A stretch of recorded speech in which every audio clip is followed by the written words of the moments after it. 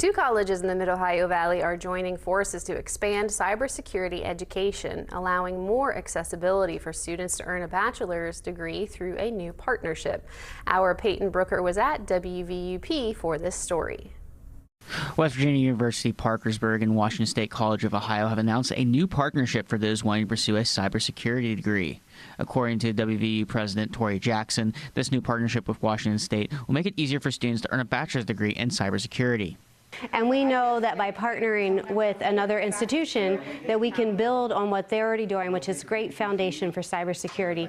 And then they're going to be able to come to us and be able to get the last 2 years so they can have a 4-year degree, which makes them very employable in any technology field globally. The president of Washington State College of Ohio, Sarah Parker, says this opportunity gives college students in the Mid-Ohio Valley a chance to continue their education much easier.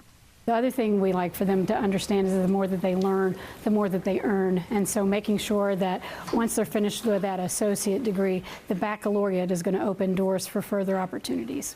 A senior with WVUP, Jacob Staley, is planning to graduate in May and said that WVUP he has learned a lot for the cybersecurity program. Myself, I didn't know anything about cybersecurity, networking, anything like that before I came here. But over my last 4 years, I've learned so much, and it's helped out so much in the field where I work and with my classes in the classroom also. For both colleges here in the Mid-Ohio Valley, both presidents say that this gives an opportunity for students that are willing to go into the cybersecurity field to not have to go far for education. Students don't have to worry about traveling a far distance to get their baccalaureate degree or being in an online setting that is not conducive to a learning community. So this provides them both of those things. We are allowing them to learn about things globally, and we believe that that's very important for our students to see beyond the lens of the Mid-Ohio Valley. Even though we want them to stay with us, we want them to know about the great opportunities that exist.